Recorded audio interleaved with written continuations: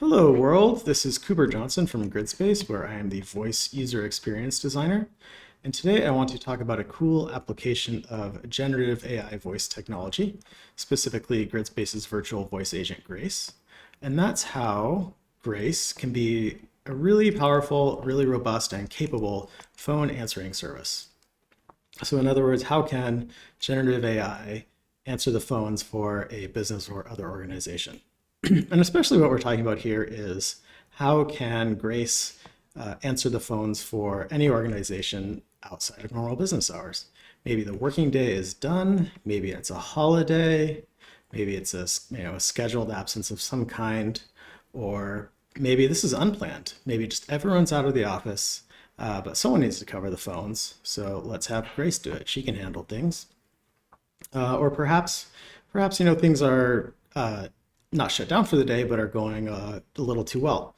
If the incoming volume of calls is too high and there's an overflow line, Grace could staff the overflow line and answer any calls that get sent there. So voice AI, Grace is infinitely patient and does things by the book. So she's really a model employee for answering the phones that anytime that a human being is not available to do it.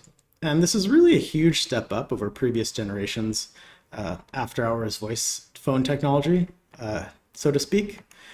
Specifically IVR, interactive voice response, which I think we've all spoken to in the past. We're prompted to give short, terse answers, or in the worst case, press a button to hear these options again, that kind of thing. Grace is fully conversational, can improvise within defined bounds to get conversation back on track or to furnish information to the human caller on demand, and can be set up via a call flow to really do a large number of tasks, retain information that is received during a call, to send information elsewhere. Really just a great option for answering the phones.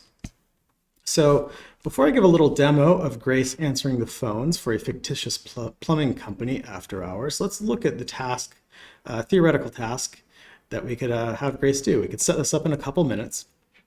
This is what's called a playbook, and it's the decision chart or tree diagram that scopes the task we've assigned Grace to do. Each one of these rectangles is called a page. We can see we have a page here called greeting, in which Grace will always say that she's reached the Harper Valley Plumbing Company in this case, explains that the caller is speaking to her because it's outside of normal business hours, but that she will be happy to help. And then on the next page, we called introduction. Grace shares that her name is Grace and then jumps right into the business, asks how she can help. And this is, we're given a reasonable number of options for how Grace can help here because there's not that many reasons why you'd be calling a plumber outside of normal business hours.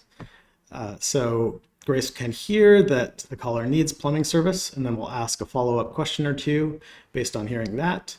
Can identify that someone needs to reschedule an appointment, and then send that probably to a voice mailbox for a dispatcher to review when business hours resume. Or Grace can, in two different ways, identify that there's a plumbing emergency, which is something that will definitely cost more, but should be forwarded to the on-call overnight plumber. We have here emergency transfer page. You can see it has this little symbol here, which means that we can shortcut to it. So if someone at the beginning of the call, before Grace has even finished talking, is so distraught by a burst pipe or something, they just shout, "I have an emergency."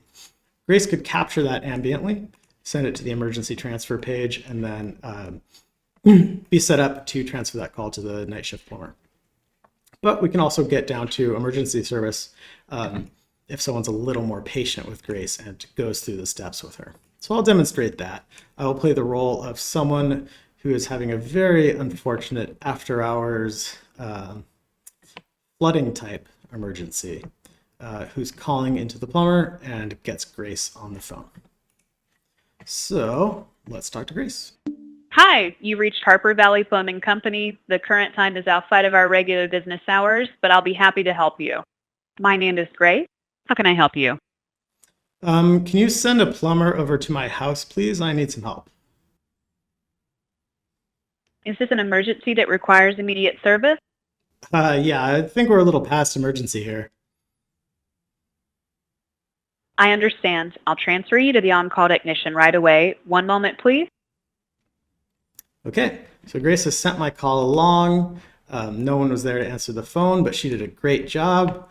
And through the job that we have given her, she was able to identify that this was in fact a job for the human being who's on call and sent the call along to where it should be. So this is really just the beginning of how Grace can answer the phones after hours or under any circumstances, perhaps all the time. Do you want to designate a voice AI to answer the phones because no humans want to do it or no humans are ever available to do it? Sounds pretty good to me. We can give Grace additional responsibilities just depending on what needs are, but she will always rigorously go through the tasks that we have defined for her. And if someone has questions, we can provide answers to those that she can draw upon on demand. And if the conversation isn't going so smoothly, maybe in this case, if someone's freaking out because they're having a plumbing emergency, Grace's generative AI capabilities really go a long way towards helping her repair the conversation and get things back on track. So come what may, Grace is a great option for employing as a phone answering service for your organization. All right, see you next time.